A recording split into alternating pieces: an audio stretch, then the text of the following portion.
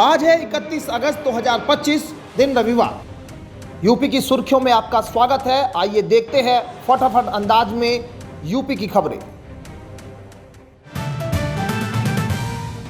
खबर किसानों से जुड़ी है, जहां किसान रजिस्ट्री बनाने का काम धीमी गति से चल रहा है। 31 जनवरी तक लक्ष्य पूरा होना था, लेकिन आधा ही काम अभी हो सका। अब खरीफ सीजन में चल रही ई खसरा पड़ताल के साथ किसान रजिस्ट्री तैयार करने के निर्देश दिए गए हैं। कृषि विभाग सहयोग करेगा और डीएम प्रतिदिन निगरानी रखेंगे। राज्य में 2.88 करोड़ किसानों की रजिस्ट्री बनाने का लक्ष्य है। जिलों में 50% से कम प्रगति होने पर सरकार ने सख्ती दिखाई है। पीएम किसान सम्मान निधि की अगली किस्त से पहले पंजीकरण और अप्रूवल पूरा करने का आदेश दिया गया है। बिहार पुलिस अवर सेवा आयोग ने भूतपूर्व सैनिकों के लिए असिस्टेंट सुपरिंटेंडेंट पदों पर भर्ती निकाली है। कुल 25 पदों पर सीधी भर्ती होगी, जिनमें 6 पद महिलाओं के लिए आरक्षित है। आवेदन 31 अगस्त से 30 सितंबर 2025 तक आधिकारिक वेबसाइट पर किए जा सकेंगे। पात्रता के लिए स्नातक डिग्री या सेना द्वारा जारी समकक्ष प्रमाण पत्र आवश्यक है। 15 साल सेवा देने वाले मैट्रिक पास पूर्व सैनिक भी आवेदन कर सकते हैं। चयन प्रक्रिया में लिखित परीक्षा, दस्तावेज सत्यापन, मेरिट लिस्ट और मेडिकल जांच शामिल है। आवेदन शुल्क सभी अभ्यर्थियों के लिए 100 रुपये रखा गया है। वेस्ट सेंट्रल रेलवे ने अप्रेंटिस के 2865 पदों पर भर्ती प्रक्रिया शुरू की है। उम्मीदवार आधिकारिक वेबसाइट पर 10वीं पास और संबंधित ट्रेड में ITI सर्टिफिकेट के साथ आवेदन कर सकते हैं। भर्ती जबलपुर, भोपाल और कोटा डिवीजन के लिए है। अधिकतम आयु सीमा 24 वर्ष रखी गई है। आरक्षित वर्गों को नियमानुसार छूट मिलेगी।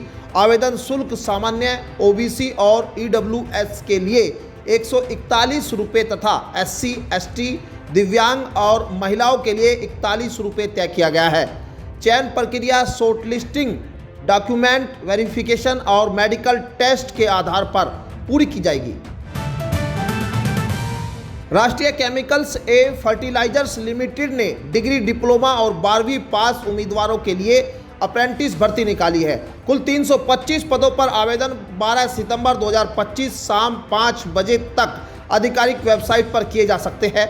भर्ती में सामान्य वर्ग के लिए 134, OBC के लिए 87, SC के लिए 48, ST के लिए 24 और EWS वर्ग के लिए 32 पद आरक्षित है। पात्रता के लिए 50% अंकों के साथ डिप्लोमा डिग्री जरूरी है और आयु 18 से 25 वर्ष होनी चाहिए।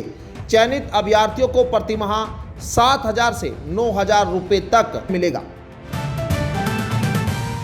खबर उत्तर प्रदेश अधीनस्थ सेवा चयन आयोग से जुड़ी हुई है, जहां कनिष्ठ सहायक, जूनियर क्लर्क और अन्य 5512 पदों की मुख्य परीक्षा 2025 की संशोधित उत्तर कुंजी जारी कर दी है। अभ्यर्थी इसे आयोग की वेबसाइट पर डाउनलोड कर सकते हैं।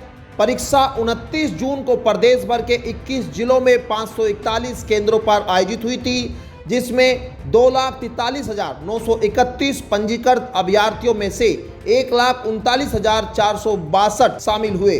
अंतिम उत्तर कुंजी 30 जून को जारी हुई थी और आपत्तियां 3 जुलाई तक ली गई। आपत्तियों के समाधान के बाद अब संशोधित उत्तर कुंजी उपलब्ध कराई गई है। यूपी नीट UG 2025 की पहली काउंसलिंग में बड़ा फर्जीवाड़ा सामने आया है। स्वतंत्रता संग्राम सेनानी आश्रित श्रेणी के तहत दाखिले के लिए लगाए गए 64 फर्जी प्रमाण पत्र पकड़े गए हैं। जांच में आगरा, मेरठ, सहारनपुर, बलिया, भदोही, गाजीपुर, वाराणसी, गाजियाबाद और बुलंदशहर जिलों से जारी प्रमाण पत्र झूठे पाए गए। महानिदेशक चिकित्सा शिक्षा किंजल सिंह ने सभी छात्रों के MBBS प्रवेश रद्द कर FIR के आदेश दिए हैं।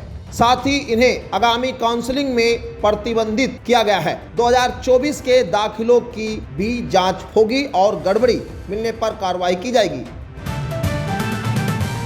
उत्तर प्रदेश सरकार ने थारू जनजाति के सशक्तिकरण के लिए बड़ा कदम उठाया है। लखीमपुर खीरी के पलिया ब्लॉक में थारू हस्तशिल्प कंपनी स्थापित की गई, जिसका उद्देश्य स्थानीय शिल्पकारों को राष्ट्रीय और वैश्विक मंच दिलाना है। सरकार ने 3 जिलों में थारू समुदाय के 371 समूह गठित कर प्रत्येक को 30,000 रुपए का रिवॉल्विंग फंड और 1.5 लाख रुपए का कम्युनिटी इन्वेस्टमेंट फंड प्रदान किया है। इस पहल से शिल्पकारों को बेहतर बाजार, रोजगार और आय वृद्धि के अवसर मिलेंगे। योगी सरकार का फोकस वनवासी समुदाय को आत्मनिर्भर और मुख्य धारा से जोड़ने पर है। उत्तर प्रदेश में पंचायत प्रतिनिधियों को अब IIM लखनऊ भी प्रशिक्षित करेगा। प्रशिक्षण का उद्देश्य ग्रामीण विकास को व्यवस्थित बनाना और पंचायत प्रतिनिधियों की प्रबंधन क्षमता को मजबूत करना है। यहाँ नेतृत्व, विकास, परियोजना प्रबंधन, डिजिटल गवर्नेंस और जन सहभागिता जैसे विषयों पर परीक्षण दिया जाएगा। निदेशक पंचायती राज अमित कुमार सिंह ने बताया कि इसके लिए जल्द ही MOU होगा। इससे पंचायत प्रतिनिधि योजनाओं को बेहतर ढंग से लागू कर ग्रामीण क्षेत्रों में नागरिक सुविधाएं और रोजगार बढ़ा सकेंगे। इससे पहले 26 अगस्त से IIT कानपुर में परीक्षण का पहला बैच शुरू हो चुका है। उत्तर प्रदेश के सभी राशन कार्ड धारकों के लिए eKYC बायोमेट्रिक सत्यापन अनिवार्य कर दिया गया है। खाद्य एवं रसद विभाग ने स्पष्ट किया है कि जो लाभार्थी 31 अगस्त तक KYC पूरी नहीं करेंगे, उन्हें 1 सितंबर से 3 माह तक मुफ्त राशन नहीं मिलेगा। आयुक्त भूपेंद्र S चौधरी ने बताया कि 5 वर्ष से कम बच्चों को छूट है, जबकि बुजुर्ग, दिव्यांग और गंभीर रूप से बीमार लोग वैकल्पिक व्यवस्था कर सकते हैं। KYC किसी भी उचित दर की दुकान पर पूरी की जा सकती है। बिना KYC वाले कार्ड धारकों का राशन अस्थायी रूप से रोका जाएगा। राष्ट्रीय स्वयंसेवक संघ प्रमुख मोहन भागवत के हिंदू मुस्लिम एकता पर दिए बयान पर UP Shia Waqf board chairman Ali Zaidi ने समर्थन किया है। मोहन भागवत ने कहा है कि भारत में इस्लाम हमेशा रहेगा और दोनों समुदायों को एक दूसरे पर विश्वास करना होगा। अली जैदी ने कहा कि देश का मुसलमान हिंदुस्तान पर मर मिटने को तैयार है और इतिहास मुसलमानों के बलिदान की गवाही देता है। उन्होंने ईमान फरोश लोगों से सावधान रहने की नसीहत भी दी। जैदी ने कहा, हिंदू मुस्लिम एकता ही मुल्क की ताकत है। वाराणसी दौरे पर पहुंचे मुख्यमंत्री योगी आदित्यनाथ ने पहली बार बनारस के सर्किट हाउस में जनता दरबार लगाया। अब तक यह आयोजन सिर्फ लखनऊ और गोरखपुर में होता था। दरबार में मिर्जापुर, सोनभद्र, गाजीपुर, चंदौली समेत कई जिलों से लोग समस्याएं लेकर पहुंचे। किसी ने जमीन विवाद तो किसी ने नौकरी छीनने की शिकायत की।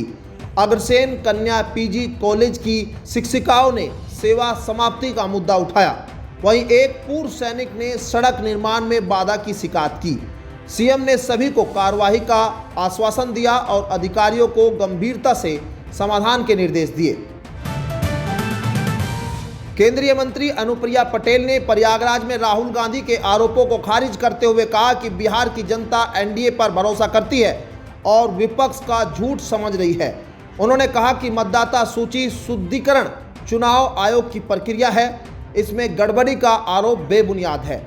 अनुप्रिया ने दावा किया है कि प्रधानमंत्री मोदी और मुख्यमंत्री नीतीश कुमार की नीतियों से बिहार की तस्वीर बदली है। यूपी में NDA गठबंधन को मजबूत बताते हुए उन्होंने कहा कि सभी सहयोगी दल एकजुट है और 2027 में बेहतर प्रदर्शन करेंगे। अखिलेश यादव के PDA को भी उन्होंने झूठा बताया। बसपा प्रमुख मायावती ने भतीजे आकाश आनंद पर भरोसा जताते हुए उन्हें पार्टी का राष्ट्रीय संयोजक नियुक्त किया है। आकाश पार्टी के सभी सेक्टर कोऑर्डिनेटर और प्रदेश अध्यक्षों के काम की समीक्षा करेंगे और सीधे मायावती को रिपोर्ट करेंगे। माना जा रहा है कि बिहार और 2027 यूपी चुनाव को देखते हुए यह कदम उठाया गया है ताकि दलित युवाओं में पार्टी की पकड़ मजबूत की जा सके। मायावती ने संगठन में बड़ा फेरबदल करते हुए 6 राष्ट्रीय कोऑर्डिनेटर और कई प्रदेश अध्यक्ष भी नियुक्त किए हैं। यूपी अध्यक्ष के पद पर विश्वनाथ पाल को बरकरार रखा गया है। यूपी में खाद्य संकट और तस्करी रोकने के लिए सरकार ने नई रणनीति अपनाई है। अब हर यूरिया व अन्य खाद की बोरी पर संबंधित गोदाम और समिति की मोहर लगेगी। जिससे कालाबाजारी व हेराफेरी पर रोक लगेगी। सिद्धार्थनगर, महाराजगंज समेत सीमावर्ती जिले में बड़े पैमाने पर फर्जी खरीद फरोख्त और नेपाल तक तस्करी के मामले सामने आए थे। सहकारिता विभाग ने निर्देश दिया है कि यदि खाद में गड़बड़ी पाई गई तो संबंधित गोदाम प्रभारी व समिति सचिव पर कार्रवाई होगी। वर्तमान में प्रदेश की 6861 सहकारी समितियों पर लाखों मीट्रिक टन खाद उपलब्ध है और लगातार निगरानी बढ़ा दी गई है। उत्तर प्रदेश में 31 अगस्त को मौसम विभाग ने 11 से अधिक जिलों में भारी बारिश की चेतावनी जारी की है। लखनऊ मौसम केंद्र के अनुसार गाजियाबाद, मथुरा, आगरा, सहारनपुर, रामपुर, बिजनौर, बदायूं, बरेली, अमरोहा, पीलीभीत, मेरठ, मुजफ्फरनगर और बुलंदशहर में मूसलाधार बारिश की संभावना है। इन जिलों में तेज हवाओं और आकाशीय बिजली गिरने का भी अलर्ट जारी किया गया है। मौसम विभाग ने लोगों से सतर्क रहने और अनावश्यक रूप से घरों में बाहर न निकलने की अपील की है। लगातार हो रही बारिश से पहले जल भराव झेल रहे इलाकों में हालात और बिगड़ सकते हैं। तो ये थी आज की 15 फटाफट खबरें। अगर आपको वीडियो पसंद आया तो वीडियो को लाइक, शेयर व कमेंट जरूर करें। धन्यवाद।